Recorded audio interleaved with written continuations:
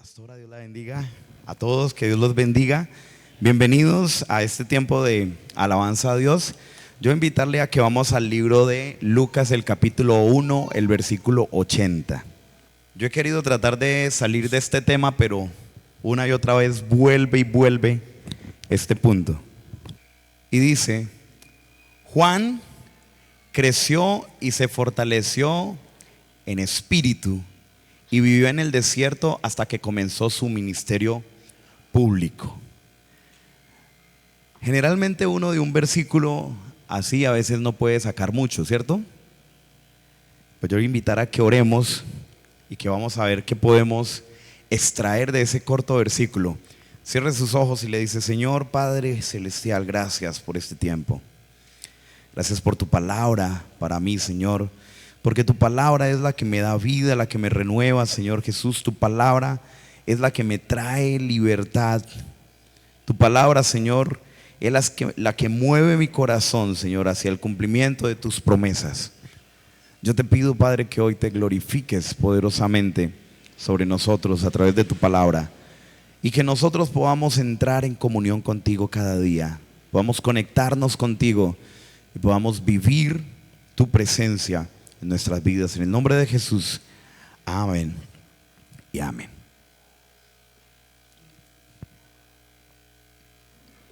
Bien, hoy vamos a comenzar un énfasis en este mes que se llama comunión. ¿Cómo se llama? Comunión. A ver, yo quiero ver la mano levantada de los que quieren tener una mayor comunión con Dios. O sea que todo lo que vamos a hablar hoy es importante para usted. Y yo hoy quise traer no algo como los sermones que siempre me gusta traer a mí, estructurados y quisiera contarle algunas cosas que yo he descubierto en la palabra de Dios que son significativas para nosotros. Y cuando vemos a Lucas, el versículo 1, el capítulo 1, el versículo 80, dice que Lucas crecía y se fortalecía en espíritu. Yo leí en otra versión, si no estoy mal, esta es la traducción en el lenguaje actual, que dice: a medida que el niño Juan crecía, también aumentaba su poder espiritual, y vivió en el desierto hasta el día en que Dios le ordenó llevar su mensaje al pueblo de Dios. Vamos a ir hilando algunas ideas que son importantes para la iglesia, que son determinantes para nosotros y que son de manera clara lo que Dios quiere para la iglesia. Dios quiere para la iglesia que la iglesia cada día, ¿qué haga? ¿Juan qué? Crecía. Dios quiere que la iglesia crezca. Pero vamos a mirar algunas determinantes para que la iglesia crezca. Ustedes saben que Juan, este es Juan el Bautista, este es Juan el hijo de Elizabeth y de Zacarías, que eran dos descendientes de sacerdotes. Zacarías estaba ministrando en el altar cuando un ángel se le apareció y le dijo que iba a tener un hijo. Él ya ni siquiera esperaba. Pero viene una característica que es muy importante, y es que este hijo iba a ser nazareo. Nazareo. ¿Ustedes saben qué es un nazareo? Apartado para Dios. El nazareo, el voto nazareo, está en el libro de Números, el versículo 6. Vamos a leer los primeros versículos de ese capítulo. Números 6. Hoy voy a estar tomando algo de agua porque he estado con esta garganta un poco floja. Números, el capítulo 6, vamos a leer juntos. Dice: entonces el Señor le dijo a Moisés: da al pueblo de Israel las siguientes instrucciones. Si alguien del pueblo, sea hombre o mujer, hace el voto especial de nazareo. O sea que el nazareo era un voto, ¿cierto? El voto especial de nazareo, consagrándose al Señor de manera especial. ¿Para qué era ese voto? Para consagrarse de manera especial, o sea, algo que no lo hacían todos. Dejará el vino y otras bebidas alcohólicas, no usará vinagre hecho de vino ni de otras bebidas alcohólicas, no beberá jugo de uva fresca ni comerá uvas o pasas. Mientras esté obligado por su voto de nazareo, no se le permite comer o beber productos derivados de la vid, incluidas las semillas y la cáscara de uva. Durante todo el tiempo que dure su voto, esta persona no se cortará el cabello, porque es santa y apartada para el Señor. Se dejará crecer el cabello hasta que se cumpla el tiempo de su voto. Hay algunas características, y todo el capítulo 6 de Números habla del voto nazareo. Y yo cuando era joven también quería hacer el voto nazareo, me estaba dejando crecer el cabello acá. Steven también tenía el cabello mucho más largo, entonces nosotros decíamos que eso era bíblico. A nosotros en la iglesia nos decían, eso es del diablo ese pelo, y nosotros no, lea número 6. El voto nazareo, el voto, en la Biblia, un voto es un compromiso que usted hace con Dios. Yo no sé si usted ha escuchado de esas iglesias que piden pactos, ¿cierto? ¿Se han visto en Enlace que se hacen maratónicas y se hacen pactos? Nosotros no enseñamos los pactos, porque los pactos en la Biblia solo hay 7 pactos. Y el pacto se hace o entre dos iguales o entre alguien que es mayor con alguien que es menor. ¿Y quién es igual a Dios? Nadie. Pero sí podemos hacer votos. No botox de ese que se echan los artistas en la boca para que quedan y parecen muñecos de plástico. No, voto. Un voto para Dios. Y tampoco es el voto que ahorita le van a pedir a usted para el alcalde, el gobernador, ¿cierto? Es un voto, es un compromiso que usted hace con Dios, y que cuando Dios cumple, usted lleva una ofrenda, usted va y cumple a Dios también lo que usted le pidió a Dios. Eso bíblicamente estamos certificados para hacerlo como hijos de Dios. Casi nosotros no hablamos de los votos, ¿cierto? Pero usted puede hacer un voto delante de Dios. Usted le pide algo a Dios y le dice, Señor, si tú me lo cumples, voy a hacer esto, esto, esto. Y también hay una ofrenda que hay que dar cuando Dios cumple ese voto. Hoy no vamos a hablar de votos, pero quiero decirles algo muy sencillo que me llamó mucho la atención. El único hijo de Zacarías y Elizabeth, el único hijo, no tuvieron más. ¿O sí? ¿Cierto que no? Dice la Biblia que no tuvieron más. El único hijo de esa familia hizo voto nazareo de por vida. Y una de las cosas del voto nazareo de por vida era que esa persona no tuvo esposa. Juan no tuvo esposa. Otros que hicieron voto nazareo en la Biblia, ustedes recordarán, es Sansón. Y parte de su voto era que no debía buscar mujeres que no fueran sino solo o sea que sí se podía casar. Pero Juan el Bautista no se casó. Juan el Bautista fue separado para un propósito específico, para un propósito especial. Y cuando yo he leído sobre Juan el Bautista, a mí me ha impresionado varias cosas. En la Biblia, la primera persona llena del Espíritu Santo que se registra en la Biblia, ¿quién es? Es Juan el Bautista. Porque antes de Juan el Bautista, las personas no eran llenas del Espíritu Santo. El Espíritu Santo bajaba y reposaba sobre ellos y los capacitaba para una tarea, como Sansón. El Espíritu Santo bajaba y le daba fuerzas.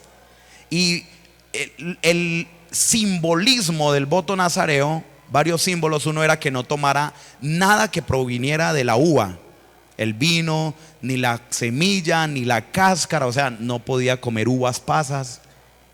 Así que si le daban una torta, tenía que desbaratarla primero para mirar si tenía uvas pasas por dentro, y si tenía, no se la podía comer. Si la torta era envinada, tampoco, porque no podía probar nada que tuviera vino o alcohol. Y otra característica es que no se podía cortar el cabello. Ahora, imagínese una persona que no se ha cortado el cabello desde que nació. A Pablito le cortaron por aquí por detrás y ya esto está por ahí todo, tiene una melena bien larga. Y ya tenemos que mandarle a cortar el cabello y apenas tiene 8 meses. Ahora imagínese, lo que creemos es que Juan parecía un rasta, ¿no? Que tenía ese pelo enredado. La barba tampoco se la podía cortar. Por eso yo también estoy haciendo medio voto nazareo aquí, aunque a veces me la recorto. Tenía algunos simbolismos físicos que representaban algo que había pasado en su interior. Entonces yo, por ejemplo, si me quito mi argolla de matrimonio, No es que yo me haya divorciado, es que yo me la voy a quitar o para limpiar la palabra o para dormir. O a veces que me toca hacerle masajes a mi esposa en los pies, entonces toca quitársela porque si no le raspo los pies. Este anillo simboliza externamente, físicamente, algo que ha pasado en mi corazón, ¿cierto? Yo he decidido dedicarle mi vida solo a ella. El voto nazareo tenía un simbolismo físico de algo que había pasado interiormente. El simbolismo físico era no cortarse el pelo, no raparse, no, ¿cierto?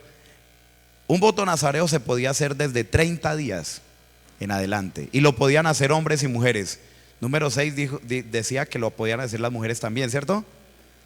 Mire, aquí hay una clave.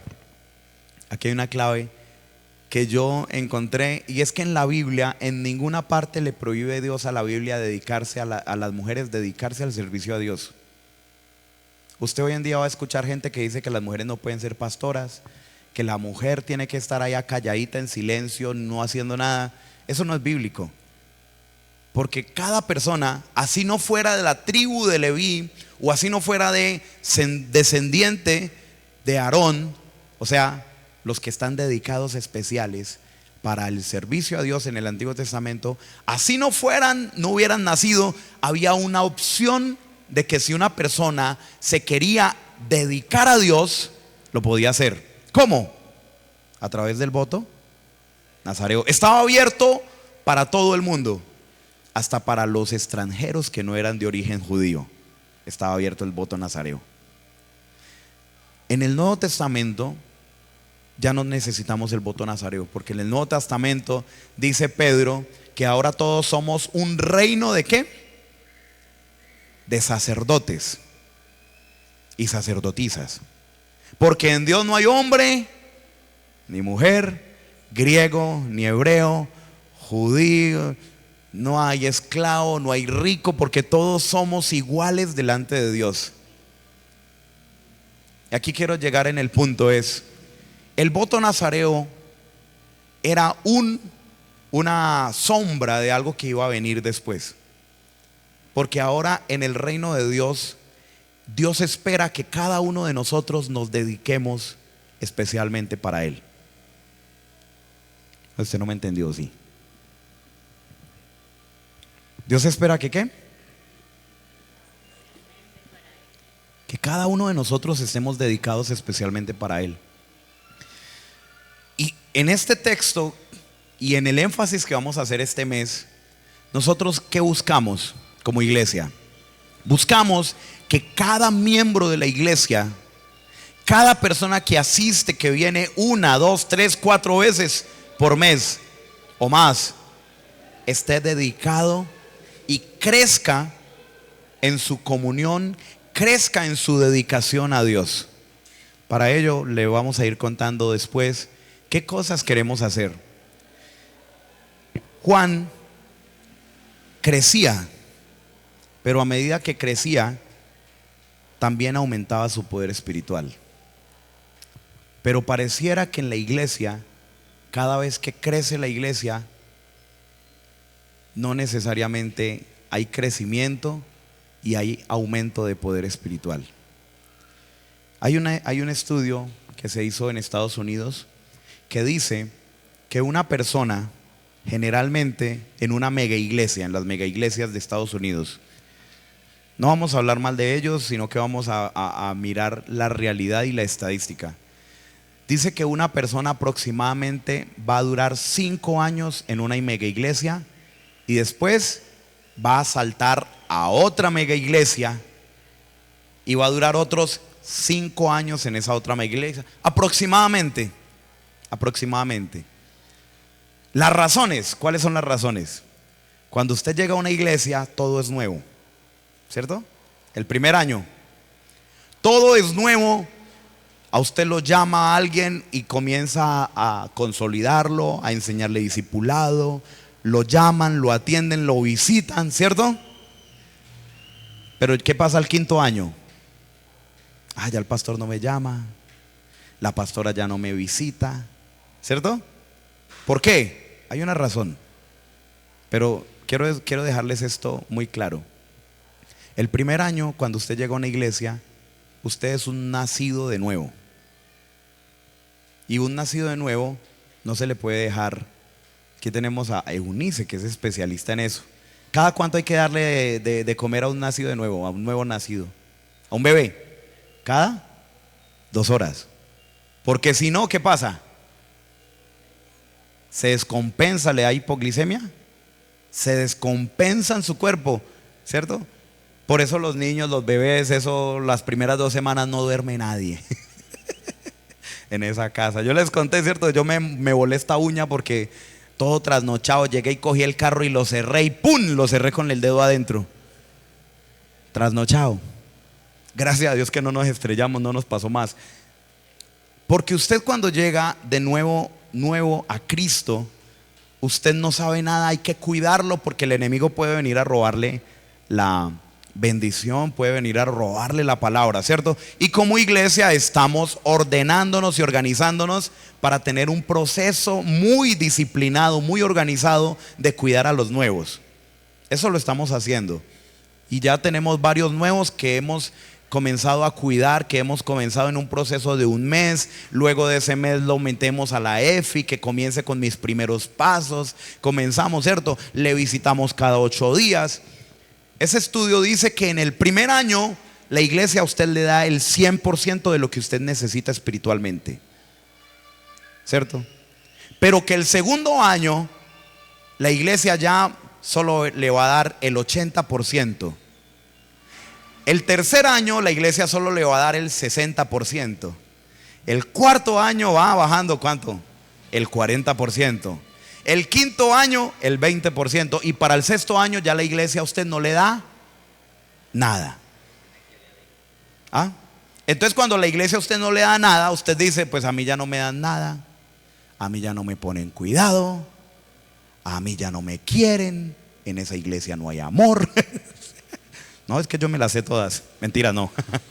Me sé varias, porque yo mismo las he dicho, ¿cierto? A mí nadie me llamó para... Yo soy hijo de pastor y a los hijos de pastores nadie los visita. ¿O sí? Él me dice, no, nadie. Nadie los aconseja, a no ser que uno vaya y busque consejo de alguien. A veces en mi época, por allá en el sur del Tolima, al hijo del pastor antes se le ordenaba hacer cosas como al pastor. Gracias a Dios eso ya está cambiando, eso ya no sucede por acá.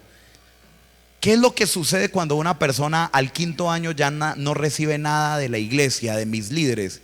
¿Qué sucede con esa persona? Tiene 2 opciones. O sigue ahí asistiendo, ahí languideciendo, o se va o hace algo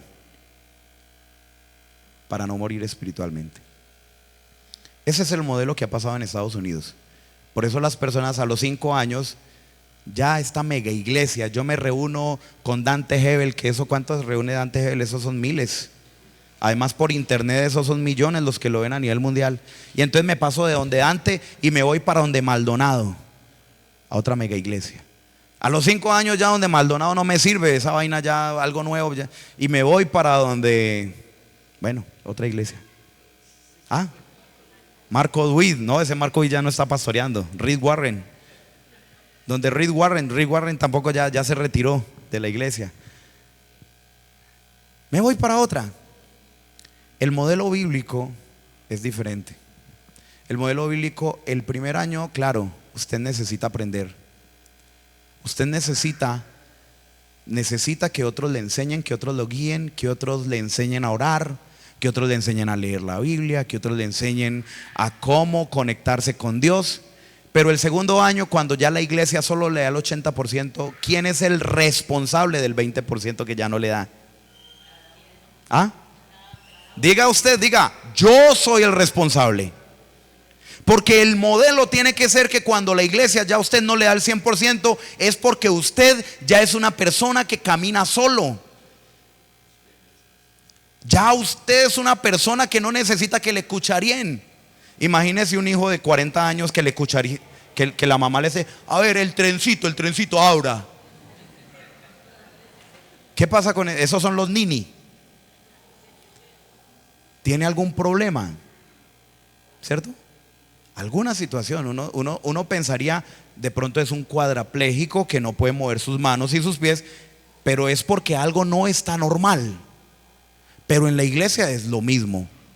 Si usted necesita que los pastores le estén cuchareando, que para toda decisión que usted tenga que dar, tengo que tomar una consejería con el pastor, con la pastora, para que ore por mí porque tengo que tomar esta decisión y el pastor a ver qué me dice. Pero usted lleva 15 años como cristiano, hay algún problema, hay algún error. Y yo últimamente estoy predicando cosas que no son fáciles de predicar a veces. Pero una de las cosas que yo le pido a Dios: Señor, yo quiero que siempre que tú me uses para predicar, yo no genere en la gente codependencia. Esa es una de las grandes enfermedades de hoy en día, la codependencia. Dios quiere que usted sea interdependiente, o más bien en relación con Él, Dios quiere que usted sea totalmente dependiente de Él. Aquí tenemos un Juan que creció y se fortalecía en el Espíritu. ¿Y dónde vivía? Allá no estaban sus papás. Y Juan no tenía ni 30 años, porque en esa cultura a los 30 años era la edad de que usted ya era mayor de edad y se tenía que ir de la casa, se tenía que casar, se tenía que hacer todo por su propia cuenta. Él ya vivía en el desierto hace mucho tiempo. Era una persona que había aprendido a crecer y que su poder espiritual no dependía de su papá, que era el sacerdote, porque Dios no tiene nietos.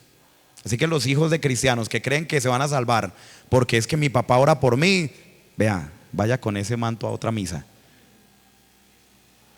Dios quiere que usted se desarrolle espiritualmente como un sacerdote en su casa, en su trabajo, en todo lugar donde usted va. Crezca, desarróllese.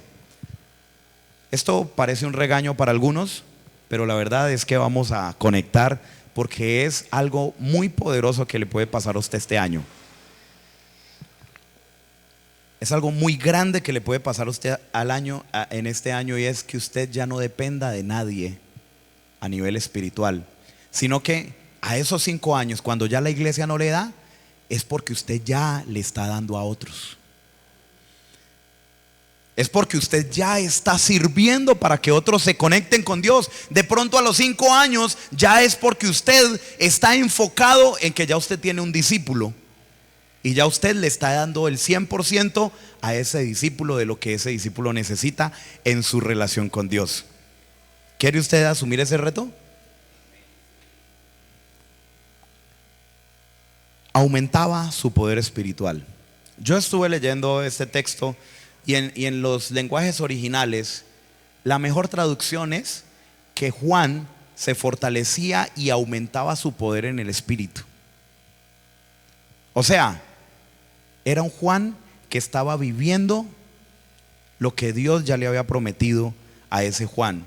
Vamos a ir al versículo del mismo capítulo 1, el versículo, si no estoy mal, es el 28. Venga, déjeme ver por acá, yo miro.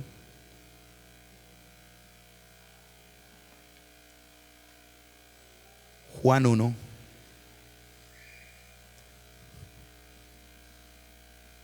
Donde está el ángel hablándole a Zacarías. ¿Cuál es? Gabriel se le apareció y dijo: saludos. Ah, no, ahí le está hablando esa María. Donde le está hablando el ángel, pero será el 18. Será el 18. Perdón, es Lucas 1. Lucas 1. ¿Sí lo encontraron?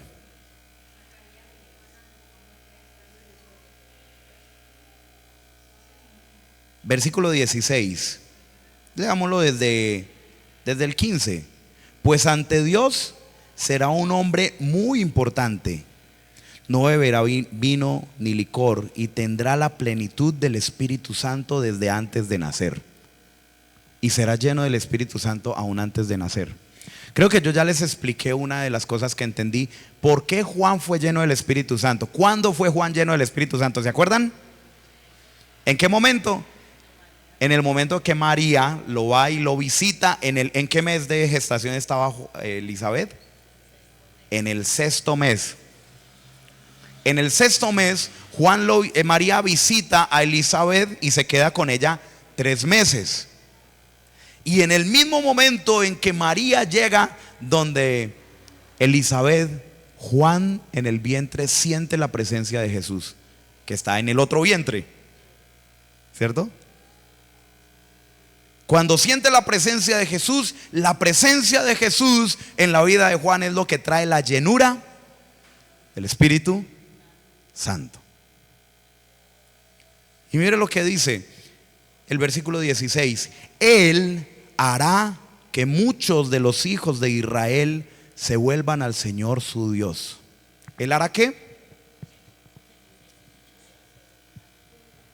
Se vuelvan al Señor su Dios. La Biblia dice, el Nuevo Testamento dice que Juan fue el mayor de los profetas. Y Jesús dice de Juan que de los nacidos de mujer es el mayor de todos los hombres. Pero yo leí buscando qué era lo que había profetizado Juan, y Juan no profetizó nada. Juan nunca dijo cosas sobre el futuro de manera como los profetas de antes. Dice Dios mismo de Juan, él vendrá con el mismo espíritu de Elías. Pero Juan no hizo descender fuego del cielo. De hecho, cuando fueron a capturarlo, lo capturaron facilito y después le cortaron la cabeza y la pusieron en bandeja de plata. Porque él estaba acusando al rey de que le había quitado la esposa al hermano, ¿cierto? Y se había casado con la cuñada. Imagínense. Lo mataron. Y uno dice, ¿y dónde está el poder? ¿Qué pasó con el poder? Y nosotros, hoy en día, cuando nosotros hablamos de poder, hoy en día nosotros ligamos mucho el poder al dinero. ¿Por qué? Porque los poderosos, de hecho la gente, los poderosos no amasan dinero por tener más dinero. Ellos el dinero no les interesa. El dinero les interesa solo ¿por qué? Porque con el dinero compran poder, compran influencia, compran formas de... El dinero da mucho poder también. Y la información da mucho poder. Y si no, pregúntele ahí a las noticias que están saliendo esta semana. Por ahí hay mucha información y eso va a chocar con otros poderes ahí. Cuando nosotros pensamos en el poder, generalmente nuestra actitud carnal y humana es pensar en los poderosos que, por ejemplo, George Soros invierte miles de millones de pesos en Colombia para que cierto tipo de ideologías sean adelantadas, avanzadas. Y eso es poder. Pero nosotros como iglesia tenemos que entender el poder de una manera diferente. En primer lugar, lo más importante para nosotros no es el poder, sino debe ser la autoridad. Y yo ya creo que lo estuve hablando aquí cuando hablamos de Marcos 3:20 sobre Jesús, que lo acusaban de hacer las obras por el poder de Belcebú, ¿se acuerdan? En la iglesia tenemos 3 tipos de autoridad o 3 fuentes de autoridad. La primera es la autoridad delegada, que Jesús la vivió. La autoridad delegada que Jesús, cuando estaba siendo bautizado, dice: este es. Usted lo puede decir al que está a su lado: usted es un hijo amado en quien Dios se complace también. Porque Jesús para nosotros fue el primogénito de toda la creación, y en Jesús nosotros somos aceptados en Dios. Y en Jesús, en el capítulo 28 de Mateo, Jesús nos comisiona y dice: toda la autoridad me es dada en el cielo y en la tierra. O sea que la autoridad que Jesús tuvo aquí en la tierra fue una autoridad que se le delegó. Y Él nos dijo a nosotros: esa misma autoridad que yo tengo, yo se las doy a ustedes. Jesús le delegó a usted autoridad. Porque usted puede tratar de buscar el poder, pero si no tiene la autoridad, ¿cómo va? Si a usted se le para en la mitad de la carretera una persona con botas pantaneras, con poncho y sombrero, y le hace un pare, yo creo que yo me lo llevo por delante, o le paso por un ladito si no la alcanzo a esquivar. Pero si una persona se para así con traje de policía, de tránsito, y se para en la mitad y le hace un pare, ahí sí yo venga. ¿Por qué? Porque Él tiene una autoridad delegada. Usted como hijo de Dios tiene una autoridad que Dios le delegó. El problema es que nosotros, como el modelo de los cristianos de Estados Unidos, se nos han pasado los 5 años y como ya la iglesia no me da nada, yo no hago nada por mí a nivel espiritual. Entonces no tenemos la capacidad de ejercer esa autoridad que Dios nos dio. La otra fuente de autoridad es la autoridad por identidad.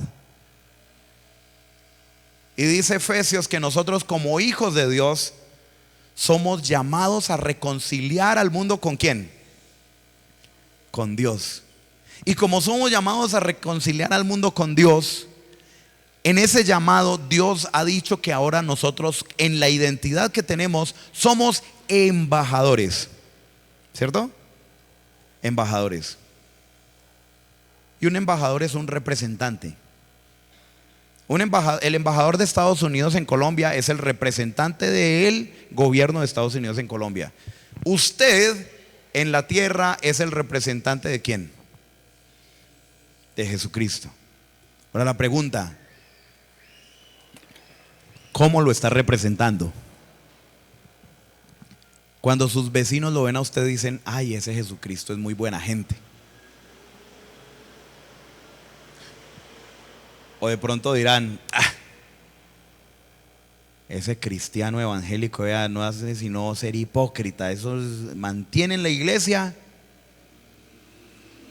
pero en esa casa mantienen a garroteras y peloteras. Pero mire cómo trata al esposo, cómo trata a la esposa. Mire que la esposa le ha tocado llamar a la policía varias veces porque la tiene del cuello. ¿Qué tan buen representante es usted de parte de Dios? ¿Qué tan buen embajador es usted? O usted en su trabajo, este cristiano que vive sacando permisos para ir al ayuno a la iglesia, pero como trabajador eso es, no, qué pereza. Y cuando uno le reclama, él dice, no, pues que yo estoy orando.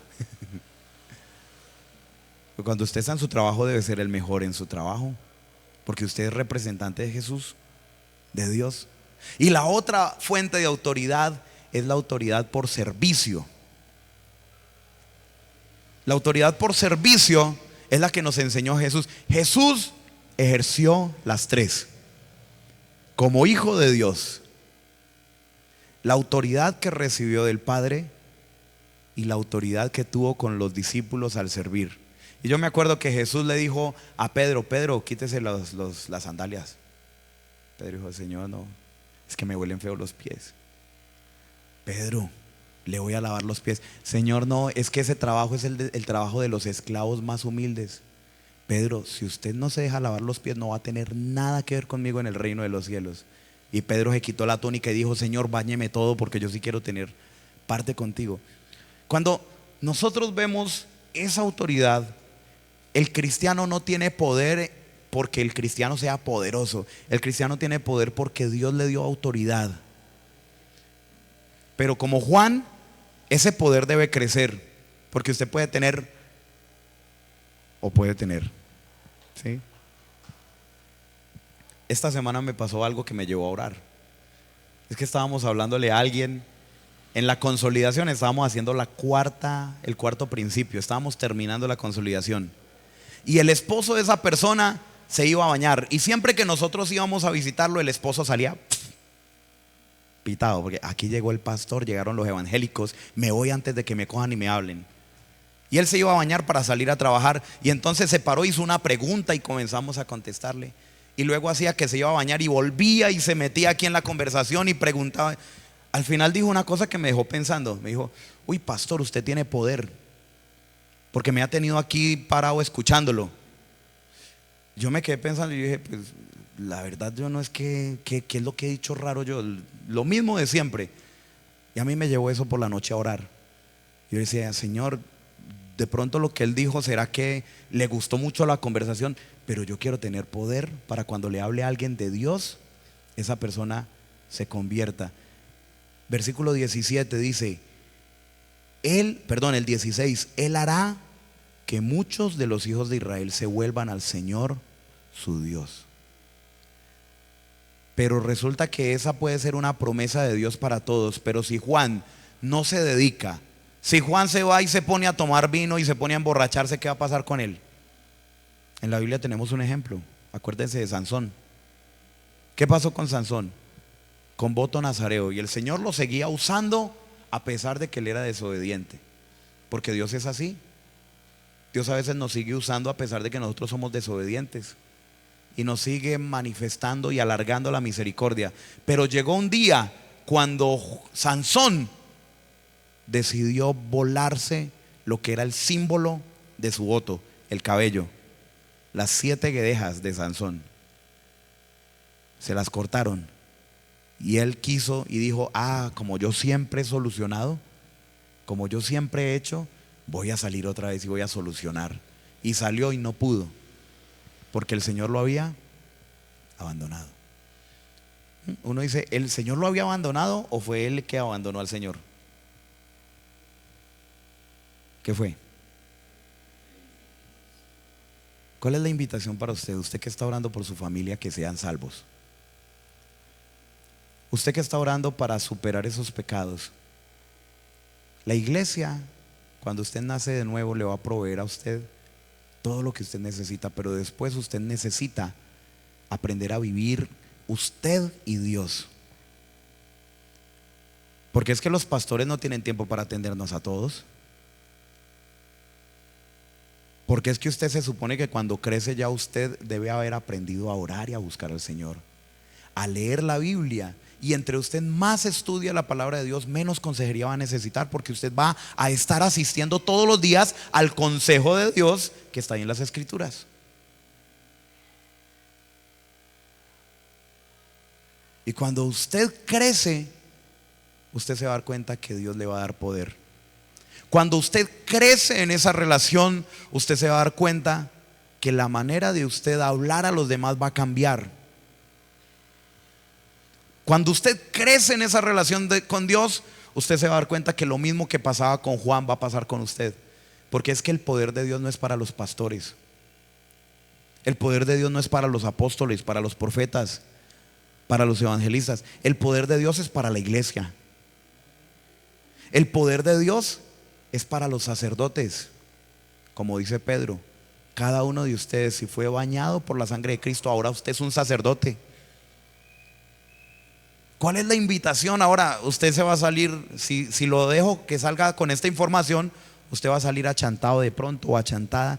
No, ese pastor me dijo que es que yo no estoy haciendo nada, que es que yo, mejor dicho, soy un feligrés aquí, que estoy seco, vacío. No, venga, vamos a ir, porque el poder se ejerce porque se tiene autoridad.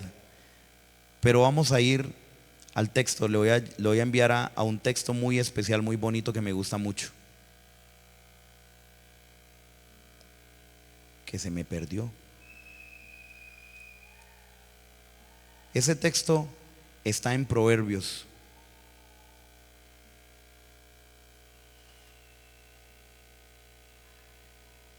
Cuatro 18. Mas la senda de los justos es como la luz de la aurora, que va en aumento hasta que el día es perfecto. La senda de los justos no se parece a la senda de los malos. Yo me aprendí Salmo 1 de memoria. Ese es uno de los primeros capítulos de la Biblia que me aprendí. Bienaventurado el varón que no anduvo en consejo de malo, ni estuvo en camino de pecadores, ni en silla de escarnecedores se ha sentado, sino que en la ley de Jehová está su delicia. Ay, pastor, qué pereza usted que me está invitando otra vez a estudiar la palabra de Dios todos los días. Usted tiene que aprender a deleitarse en la palabra de Dios. Y en su ley medita 20 minutos al día, ¿cierto? De día y de noche. Será como árbol plantado junto a corrientes de agua que ¿qué hace? Que da su fruto en su tiempo y su hoja no cae, y todo lo que hace prosperará. ¿Prosperará en los negocios? Prosperará. En su familia prosperará. en su relación de pareja, que usted está luchando con su relación de pareja, que no sabe qué hacer con ese sinvergüenza.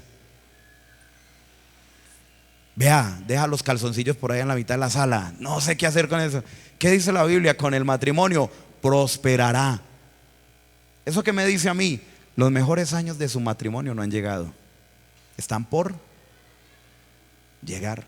Los mejores años de su economía, ¿qué ha pasado? No han llegado todavía. Los mejores años de su familia, que vea, pastor, yo no sé qué hacer porque mi hijo está rebelde. ¿Sí?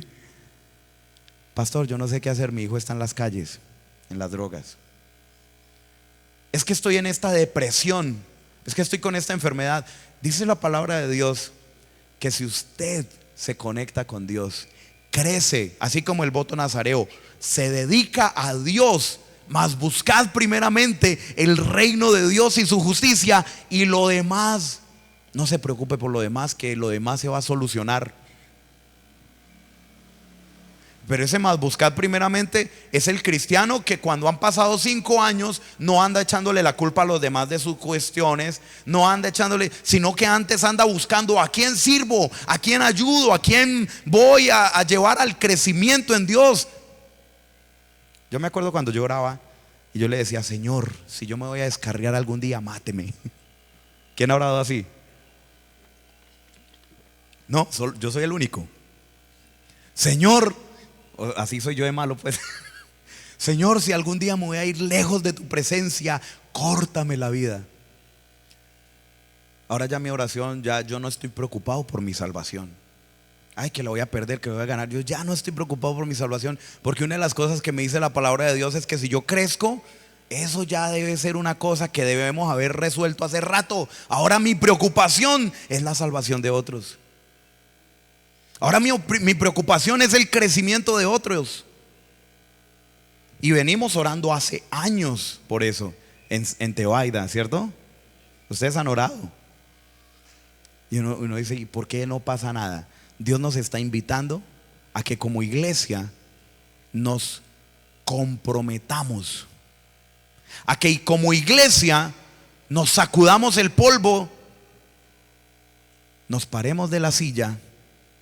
La silla, entre otras cosas, es mala porque la silla le va dejando cuadrado a uno el trasero, se lo va aplanando.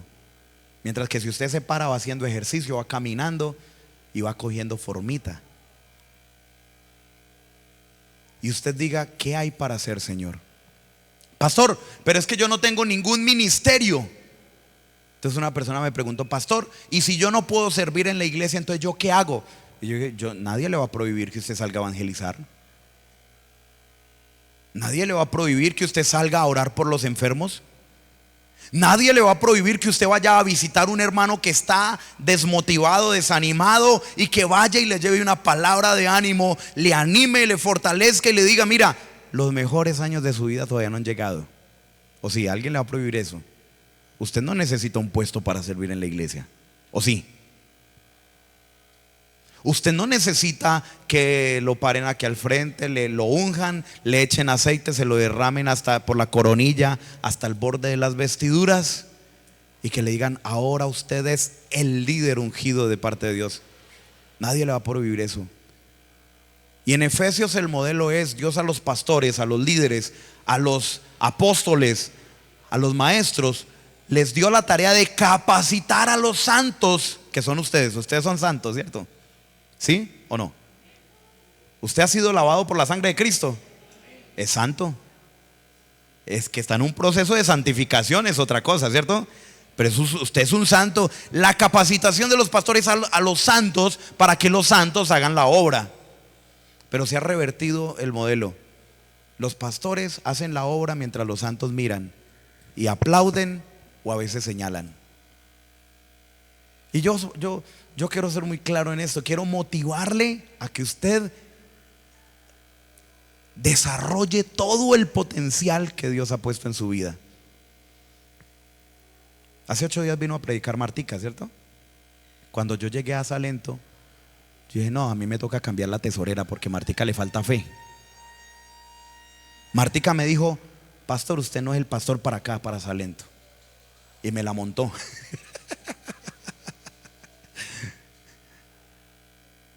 Ahora Martica está predicando allá en Salento, es la mano derecha. Una mujer que no importa que tenga más de 25 años. Ella se pinta el cabello así de blanco porque le gusta el blanco. Pero es una mujer que ha dispuesto su corazón.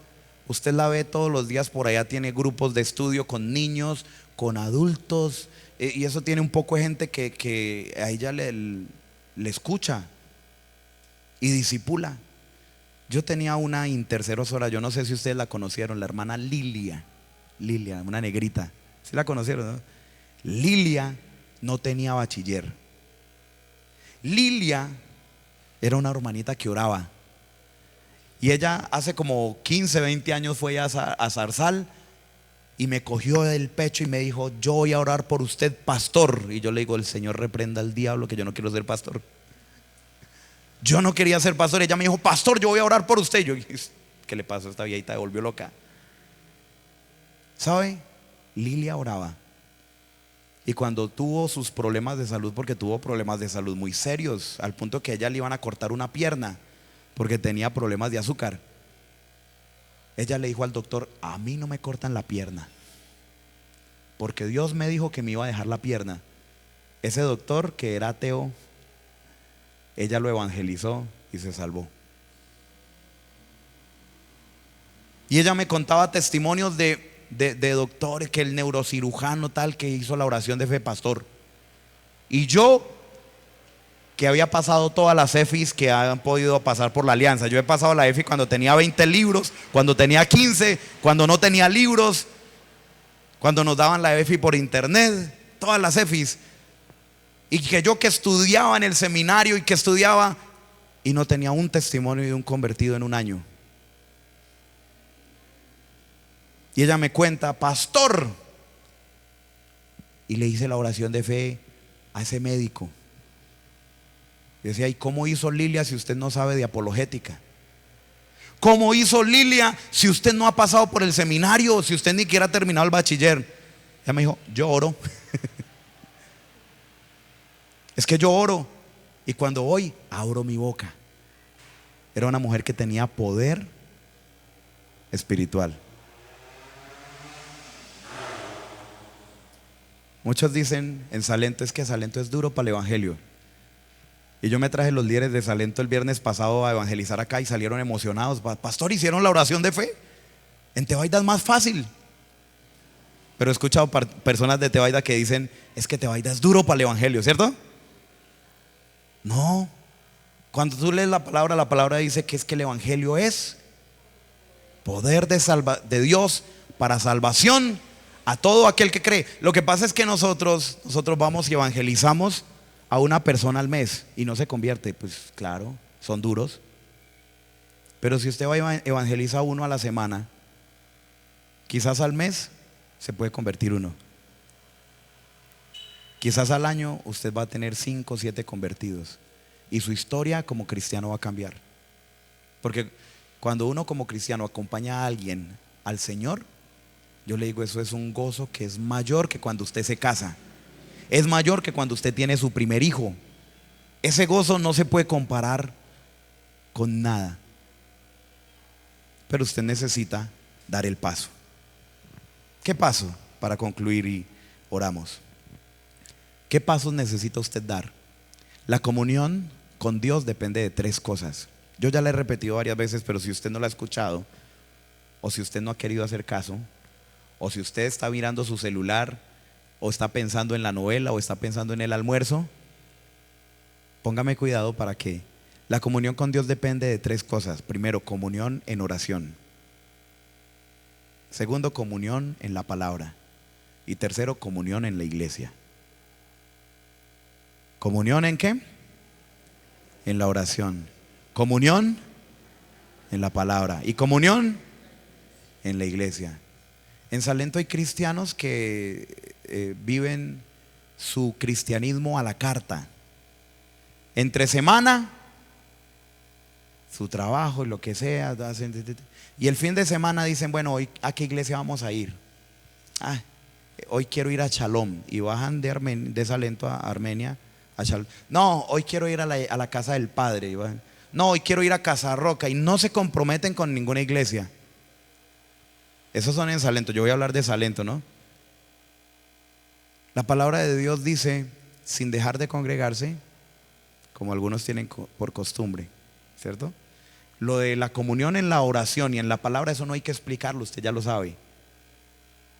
Pero yo quiero decirle una cosa: es que nosotros a veces creemos que la iglesia es este lugar físico, y entonces decimos: voy a ir a la iglesia, ¿cierto? Inconscientemente ya lo decimos: voy a ir a la iglesia. Dios no lo llamó a usted a que vaya a la iglesia, Dios lo llamó a usted a que sea la iglesia. Cuando usted tiene comunión con otros, otros comienzan a conocer sus partes negativas, ¿cierto?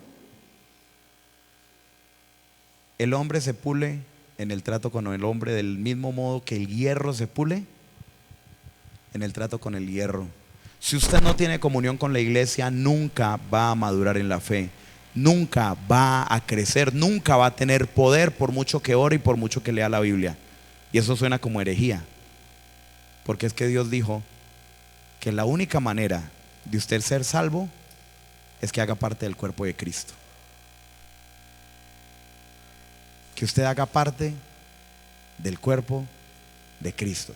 Ahora, que usted vaya al cielo, el ladrón en la cruz no necesitó congregarse nunca, ¿cierto? Ese fue al cielo. Pero es que la salvación no es ir al cielo. La salvación es más grande que eso. Yo voy a invitarle a que usted se ponga en pie. Vamos a orar. Yo quiero dejarle que usted medite eso. Si se va enojado conmigo, enojada conmigo, me alegro. Vaya a su casa y pelee con Dios. Abra su Biblia.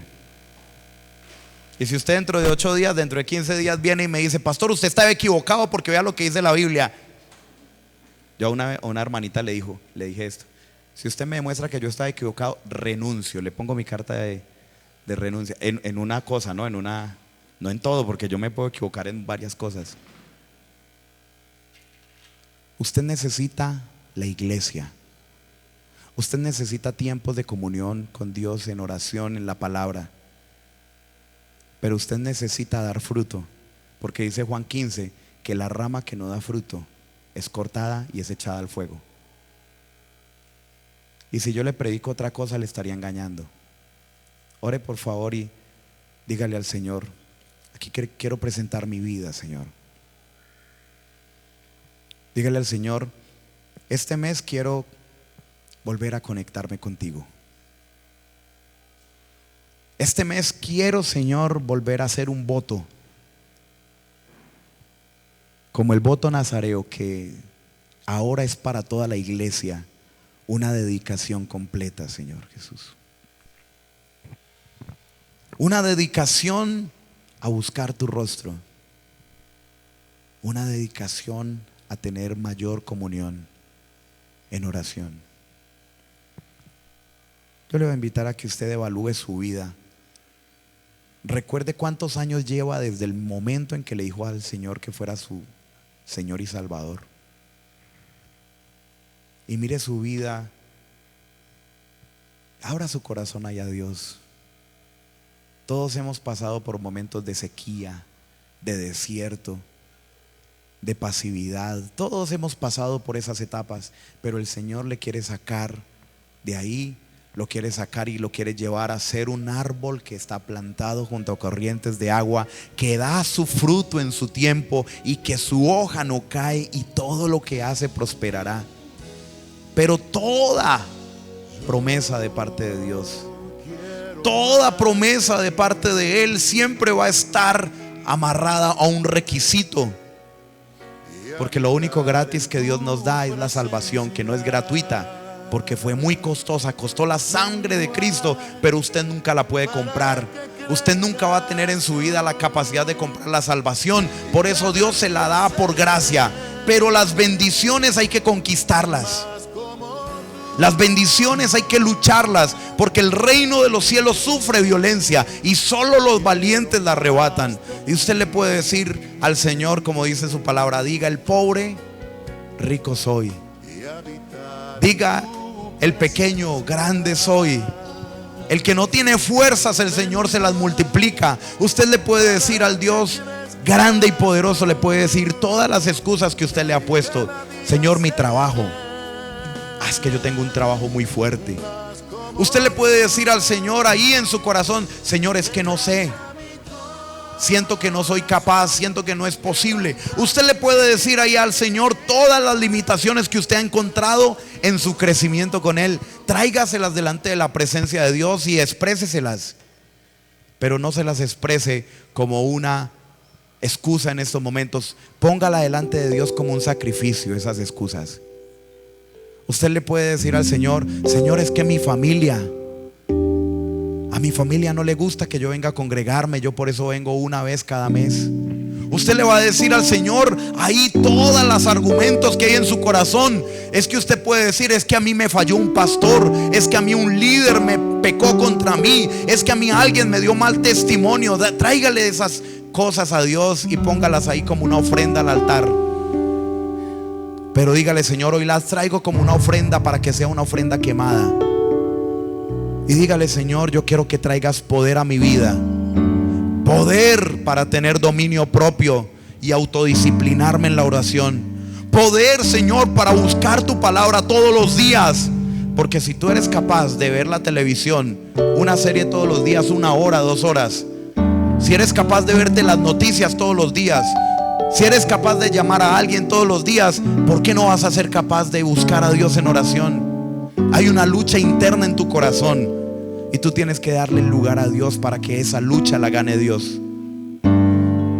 Hay una carrera que Dios puso por delante de nosotros, y si tú te quedas sentado, otros van a llegar y tú vas a ver cómo Dios bendice a otros. Pero Dios quiere que tú te pares. Dios quiere que tú reacciones, que tú obedezcas y comiences a dar pasos hacia Él, comiences a caminar hacia Él. Porque Dios quiere una iglesia no que languidece, una iglesia. Dios no quiere una iglesia seca.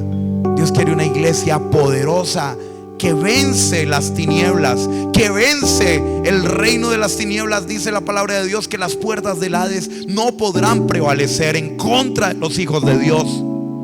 Porque es que su vecino puede ser un brujo, porque es que su vecino puede ser un satánico, pero frente al poder de Dios no hay mayor poder que el poder de Dios. Porque el que está en nosotros es más fuerte que el que está en el mundo. Usted se puede parar y le puede decir: Señor, yo no sé cómo. Señor, yo siento que no tengo fuerzas. Usted le puede decir al Señor: Señor, yo creo que de pronto voy a fracasar, pero en tu nombre echaré la red una vez más.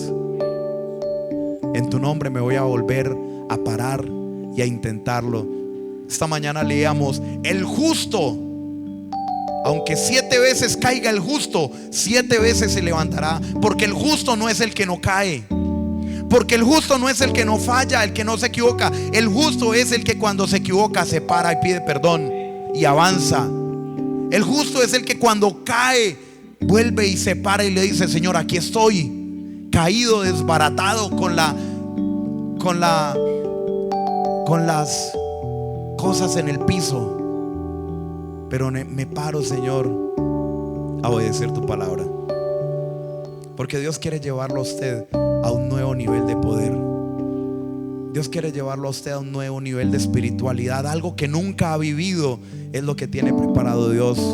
Cosas que ojo no vio, ni oído oyó, ni han subido en corazón de hombre, son las que Dios tiene preparado para los que le aman. Porque usted todavía no conoce lo que Dios ha planeado para su vida. Por eso levántese en fe. Por eso levántese y en fe dígale: Señor, hoy declaro tu palabra. Nosotros no podemos declarar cualquier cosa, solo podemos declarar la palabra de Dios. Dígale: Señor, hoy declaro tu palabra. Señor, tu palabra sobre mi vida, que voy a crecer espiritualmente, que mi vida de oración va a crecer, que mi comunión con la palabra, mi entendimiento de la palabra tuya va a crecer, Señor. Me niego, Señor, a no dar fruto. Me niego, Señor, a solo ser un cristiano que se sienta a que otros me den, Padre Celestial, porque yo quiero dar de lo que tú me has dado. De gracia recibiste, de gracia tienes que dar, porque si no das, aún lo que tienes te será quitado, dice la palabra. Y no me gustaría decirte esto, pero quizás hoy puede ser la última oportunidad que Dios te está dando para que te pares. No me gustaría que tú desaproveches la oportunidad que Dios te está dando para que te pares y le digas: Señor, yo quiero dar. Yo quiero ser tu iglesia viva. Yo no quiero que me cortes porque no doy fruto, Señor. Yo quiero que me podes, así duela, Señor, así el proceso sea doloroso, Padre. Yo quiero que tú trabajes en mi corazón, porque yo quiero dar fruto en mi hogar, Señor. Póngale delante de Dios ahí a su esposo, a sus hijos. Dígale: Señor, yo quiero que ellos vean el poder tuyo en mi vida y que ellos puedan tomar una decisión de acercarse a ti. Yo quiero tener el poder que tenía Juan, que tú le diste a Juan, que hará a muchos volver a Dios, que hará que muchos se vuelvan en su corazón y busquen a Dios. Yo quiero tener ese poder, Señor Jesús. No queremos, Señor, quedarnos quietos. Y tú no necesitas comprometerte toda la semana a estar en la iglesia. Solo necesitas decidirte obedecer a Dios. Porque Dios cuando pide es porque quiere dar. Porque Dios cuando pide es porque quiere bendecir. Porque Dios cuando llama es porque quiere hacer algo grande y poderoso. Y tú no puedes conformarte con menos, porque si te conformas con menos, no has conocido el Dios de la Biblia. El Dios de la Biblia siempre tiene más para dar. El Dios de la Biblia siempre tiene un gigante adelante que hay que derrotar, pero Él te va a decir: no estás solo, vas conmigo, dice el Señor. Yo estaré contigo todos los días hasta el fin del mundo. Y ahí en esa actitud de adoración le voy a invitar a que tome la Santa Cena, tome la copa y tome el pan. En esa misma